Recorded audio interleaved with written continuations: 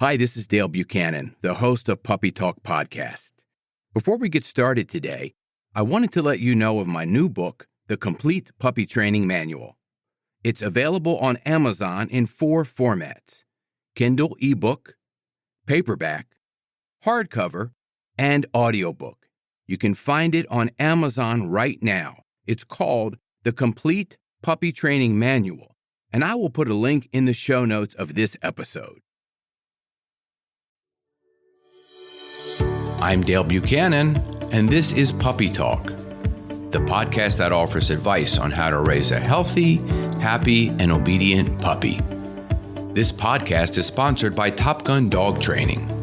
Be sure to subscribe to this podcast now so you don't miss a single episode of Puppy Talk.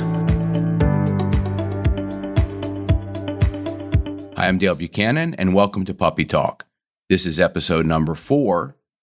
Frequently asked questions that I get on my TikTok page. Now, if you've not visited my TikTok page, I have over 10,000 followers. I post a lot of videos, and I get a lot of questions. So these are the top 5 questions that I've recently received on my TikTok page. Number 1, teaching the drop it command. I recently posted a video of me showing how I taught Dixie drop it, and it received probably at this point almost 150,000 views. And a lot of people had commented on there that that wasn't working for their puppy or their dog. Let me explain a little bit about how I teach and my method of teaching. I don't use a lot of words. I don't use a lot of talking to the dog when I want them to learn something. I try to let the dog figure out an association and what to do on their own, which is called classical conditioning, versus talking to the dog all the time and repeating commands and creating more excitement and stimulation with the dog. So the video showed me throwing the ball and Dixie getting it, bringing it back to the couch. I said, drop it, and I held my hand underneath her mouth, under the ball, and then about 5 seconds later, she dropped it in my hand. I threw the ball again. She got it. She came back to the couch. I put my hand underneath her mouth, and I didn't say anything. And then a few seconds later, she dropped it again. Now, a lot of people didn't understand my method of teaching was to let Dixie figure out what to do without me saying a lot to her. Now, if you don't want to use that method, you have to have a lot of patience for that method. The dog wants to play again. The dog wants to play the game. And if I grab the ball, she's in a tug because she's not going to let go of the ball because it's her resistance back and my resistance towards me. And that's also fun for her. But I wasn't getting into the tug game at that point. I was playing fetch with her, and I wanted her to come back and drop it. So if you don't want to use my method of allowing the puppy to figure it out, and if that doesn't work for you and you don't have the patience, here's an alternative method for drop it. You want to have a treat in your right hand, and you have the ball in your left hand. Throw the ball, have the puppy bring the ball back. You're going to put your hand underneath the ball and say, drop it. And then you're going to grab that treat and bring it to their nose so they can smell it. When they smell the treat, they're going to open up the mouth to drop the ball, and then you reward with the treat. After that, you mark the behavior and say, yes, good boy, good girl. And then they learn over many repetitions of that what drop it means. And that's called operant conditioning. You have a command, they have a consequence, you mark the behavior, and then you reward it. So you got 2 methods. You've got classical conditioning, which is an association, or operant conditioning, which is a consequence. And that's how you teach drop it to your dog. Now, you can use this with anything. Picking up a sock, a shoe, anything you want. And this method is very, very useful to get the dog out of a lot of trouble. And I often use this in conjunction with leave it. But leave it is before they are about to get something in their mouth. Drop it is after they already have something in their mouth. And as with any other command or technique you're teaching your puppy, it takes repetition, consistency, and patience.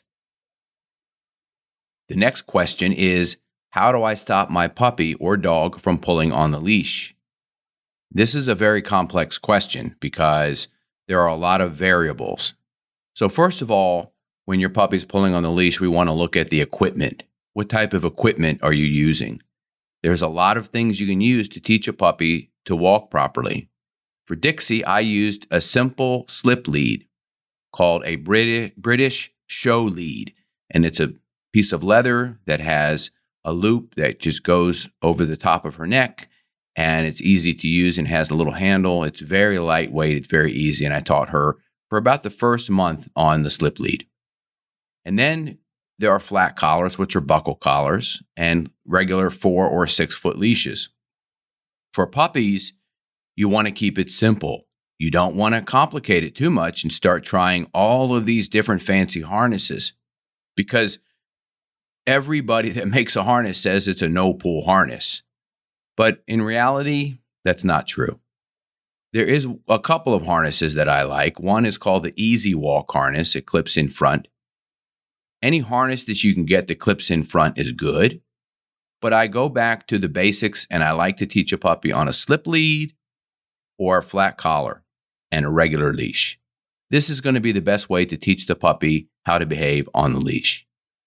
The first thing that I do with all puppies is I take them outside, that I train, is I take them outside and I bring them on the leash and I make them sit in the driveway or the sidewalk of the owner's house, and I make them just sit there. This is the first step to getting the puppy to behave on leash. If your puppy can't sit there and do nothing and just watch people walk by, watch dogs walk by, watch cars drive by, and everything else, then they're not going to be able to walk on a leash very well. So the first thing is get the puppy to get on the leash, go out the door calmly, and behave.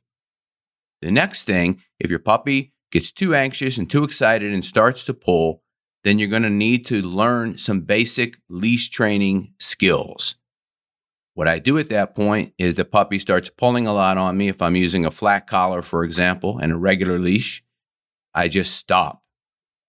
And the puppy pulls, I stop. Then I'm going to change directions. I'm going to confuse the puppy to where they don't know what I want to do next. And then they're going to stop thinking so much, and they're going to surrender and hand over the leadership to me.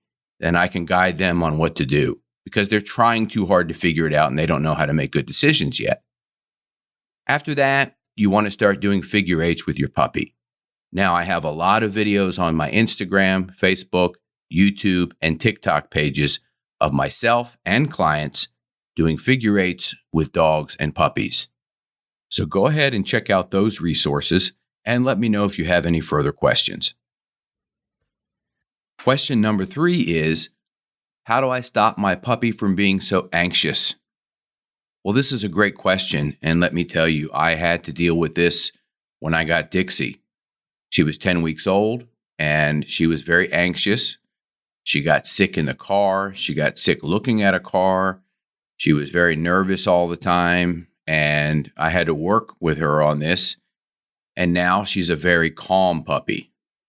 But it took a lot of work and patience and effort. And here's what I recommend you do when you have an anxious puppy. If you get a puppy and they're very young, 8, 10, 12 weeks old, and you've had them for a few days or even a few weeks, and you see that they have a lot of anxiety, you want to do everything you can to relax this puppy now. Because if you don't, the anxiety is going to turn into fear. The fear turns into aggression, and then you've got a serious problem. So with anxiety, you want to make sure this is one simple rule that I do all the time. I tell this to clients all the time, and I can't stress this enough. Inside the house, inside the apartment is a yoga studio. The dog has to come inside and relax. But then a lot of people say, well, my puppy needs to play. It has to chase the ball or the toy and run around out in the house. And that's okay for the first few days. You can give your puppy some exercise, and when they're very young and they can't go outside, they haven't had all their shots and so forth. But as the puppy begins to grow up, you want to have yoga studio mentality or library inside the house, and then outside in your yard or at a daycare or at a dog park, once they've had their rabies shots and all of their boosters, that's where they are in a nightclub setting. That's when they're playing. I like to have clients with young puppies get a 30-foot leash, bring them to the front or backyard, have them play fetch in the yard and run around in the yard on the leash. And then that gets them a lot of enrichment, play, and exercise. Then when they come in the house, they're relaxed. A puppy has to be in a situation where they can turn it on and off, and you can help them, guide them when to turn it on and off. My puppy does not get excited in the house, does not have anxiety in the house, does not play a lot in the house. She might play fetch with the ball with me very rarely, but it's not all the time and it's not every day. And she doesn't have the zoomies. I'll stop her and I'll tell her to lay down on her bed and knock it off because she's going crazy. Then shortly after that, I'll take her outside for a walk to get some of that energy out. So one of the reasons why dogs have anxiety and very anxious is because they're under-exercised, they have lack of mental stimulation, lack of socialization, and lack of enrichment. They're bored, they have anxiety, they don't know what to do with themselves. So this is how it starts. Make sure all of those things are in place and take my advice on creating a yoga studio or library mentality inside the house so the dog can relax and sleep, calm down when they come inside. Question number 4 is, how do I socialize my puppy during the COVID-19 pandemic?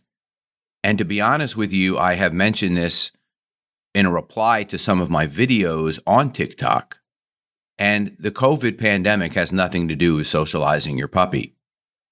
Puppies need to be socialized primarily with people, and they need to, when they're very young, because they don't have the immune system and they haven't had their rabies shot to socialize with a lot of dogs yet.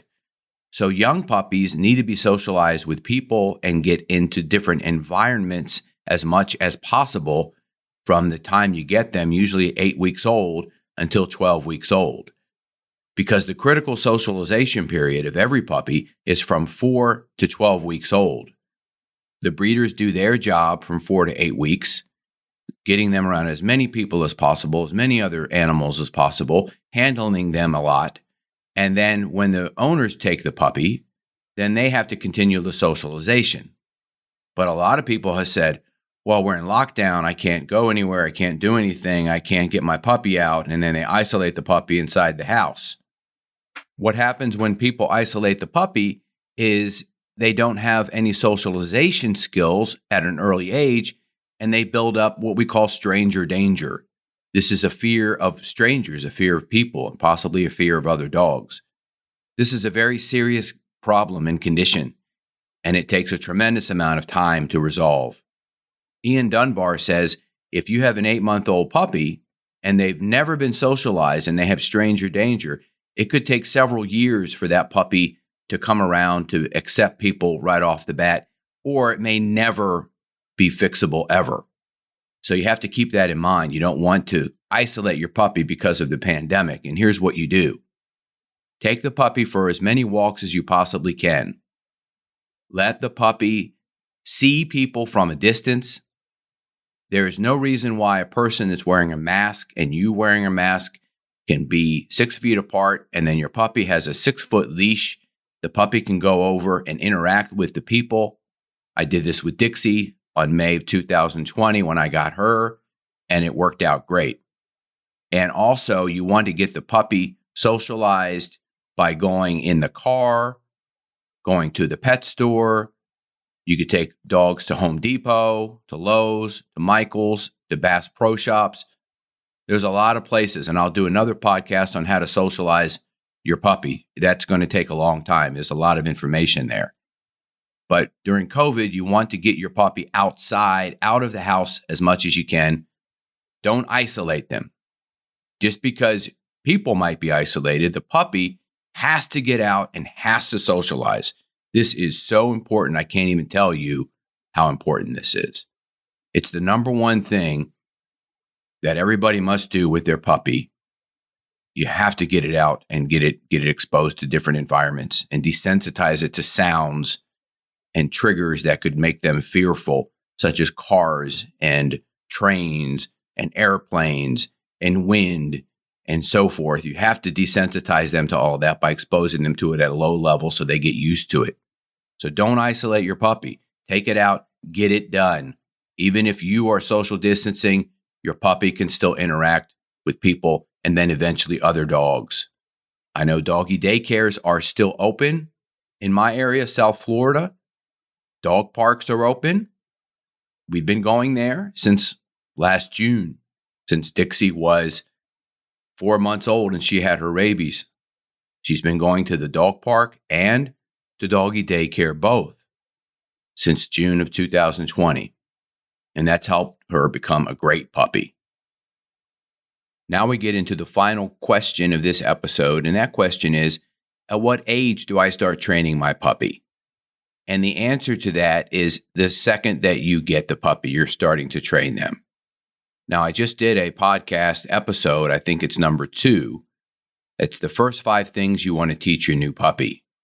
And this is beyond the basic obedience commands such as sit, down, stay, and so forth.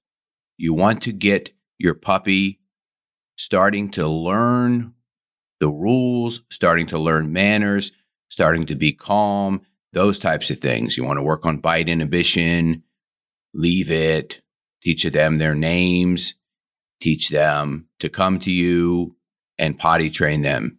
You're training that puppy from the second that you get them, whether you know it or not. Everything that you do with them from the second that you get them into your life, they are learning from you. They're learning every word you're saying to them, everything you're doing, every time you move. They're a master of body language. They're picking things up. And most of what you want them to learn, they will learn through association, which is classical conditioning. For example, I get my leash from the rack at the front door, and Dixie's somewhere in the living room, and I say, all right, we're going for a walk. I get the leash, and she comes running to put the leash on her. I never taught her that. She figured it out on her own. So you're teaching the puppy all the time. Training has to start the second that you get the puppy. And if you have a chance, listen to the episode of the first 5 things to teach your new puppy. From my experience, you want to start getting the puppy potty trained, bite inhibition, teach them their name. Those are the main things. And you can start doing formal obedience training, I say, between 10 and 12 weeks old. I don't take clients on with puppies that are under 10 weeks. I like to start them around 12 weeks if possible, because their attention span is much greater. Now with Dixie, I did not teach her any obedience training. The first obedience training session that we had was when she was 14 weeks old. And that's hard for a lot of people to believe, but I got her at 10 weeks. I waited a month. The reason I did that is because her attention span was just too short. And even at that point, our training sessions were 2 to 3 minutes long. I'd grab a handful of her favorite training treats, and I would teach her how to sit, down, stay, stand, come, high five, shake, roll over. She learned it almost instantly because she's a mini Australian Shepherd and they're very smart. But I waited until she was a little bit more mature. And I also waited until she had a better attention span, a longer attention span. Even now, when she's 11 months old, I might do a training sessions with her that are even 4-5 minutes at the most. Most of my training happens outside when we're on a leash, and I don't need treats, and I'm just throwing the training in there constantly. I'm having her come to me, lay down, stay, wait, all of those things. I just throw it in throughout our day, our daily routine. I throw it in there because I'm not able to set aside a lot of specific time to work with her because I have a lot of clients. I've got this podcast, a lot of things going on, but she's not lacking in leadership and guidance and training. She's very, very, very obedient. But to be honest with you, I didn't spend a lot of time training her because the training sessions that we did were very effective from the get-go. You don't have to start doing a lot of formal obedience training with a young puppy. Just get them acclimated to the house, teach them potty training, and so forth. So I hope that answers your question. Start training your puppy immediately with classical conditioning, and then start formal training probably between 10 and 12 weeks old, which is operant conditioning, sit, down, stay, come, leave it, drop it, those types of things. I'll be doing FAQ sessions about once a month from people that ask questions on my social media pages, TikTok, Instagram, Facebook, and YouTube. Thanks for listening to Puppy Talk. Check out our sponsor's website, topgundogtraining.com, and have a great day.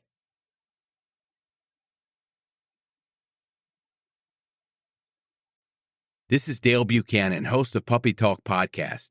I have an announcement of a new book that I just published called Potty Training Your Puppy. It's available on Amazon in Kindle and paperback, soon to be available on audiobook.